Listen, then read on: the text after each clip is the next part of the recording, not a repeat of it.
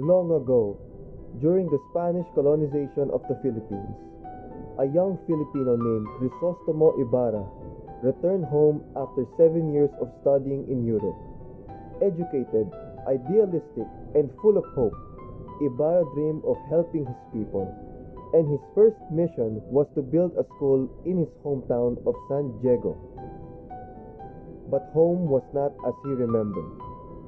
His father, Don Rafael Ibarra, once a respected man known for his kindness, had died mysteriously in prison.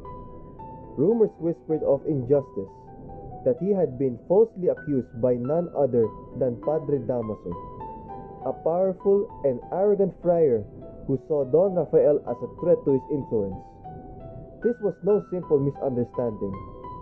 This was the face of the oppression hiding behind the robes of religion. Still, Ibarra remained calm.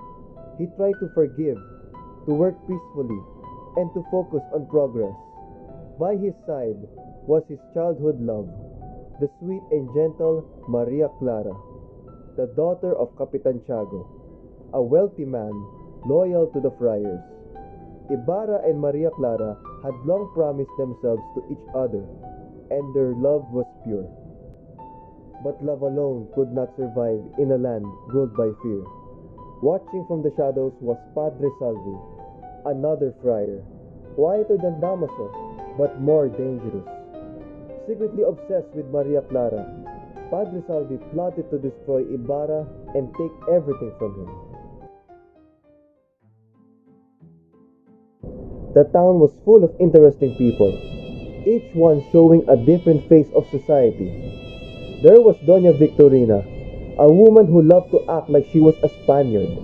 She painted her face white with powder, wore thick dresses despite the heat, and spoke broken Spanish, pretending she was more European than Filipino. But beneath the beauty of San Diego's fiestas and the church's songs lay stories that tore the heart, none more tragic than that of Sisa. Sisa was a poor mother. She lived in a small hut near the edge of town, surrounded by the wild grass and the river's murmur. Her sons, Crispin and Basilio, were her whole world. She loved them more than her own life. Though they were just little boys, they worked as sacristans in the church to help their mother survive. But one night, only Basilio came home, crying, trembling, and covered in bruises. "Nanay," he sobbed, "they said Crispin stole money from the church. They hit him. They locked him in the bell tower." Sisa froze. "What? No, not my Crispin." She rushed out into the cold night. Barefoot, her hair flying wildly, she ran through the empty streets. From that night on, Crispin was never seen again. Sisa's heart shattered. She wandered through the town, her mind slowly fading into madness. The townspeople pitied her, but none truly helped. Children ran away from her, others laughed, yet Sisa never stopped calling her sons' names, her voice echoing like a sad lullaby in the night. Meanwhile, Ibarra's life began to fall apart. His enemies, the corrupt friars and greedy officials, plotted against him. They feared his intelligence and his dream of education. They branded him a rebel and destroyed his good name. His school was ruined before it could even be built. Elias helped Ibarra see the truth, that the chains of oppression could not be broken with wealth or influence alone, but with courage and unity. "You dream of schools," Elias said, "but first, our people must learn to stand tall." There, beneath the moonlight, Elias was shot while protecting Ibarra. With his final breath, he said, "I die without seeing the dawn break on my homeland. You who will see it, welcome it, and do not forget those who fell in the night." Not long after, Basilio, now a lost and wandering boy, found Elias's body beside the lake, and so Elias died, his body sinking beneath the still waters of the lake. But his dream, his hope, lived on.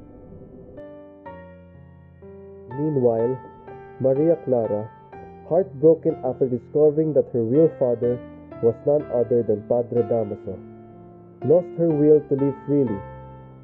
Out of shame and sorrow, she chose to enter the convent, leaving behind the world and the man she loved.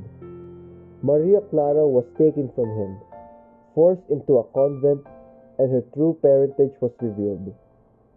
She was the illegitimate daughter of Padre Damaso.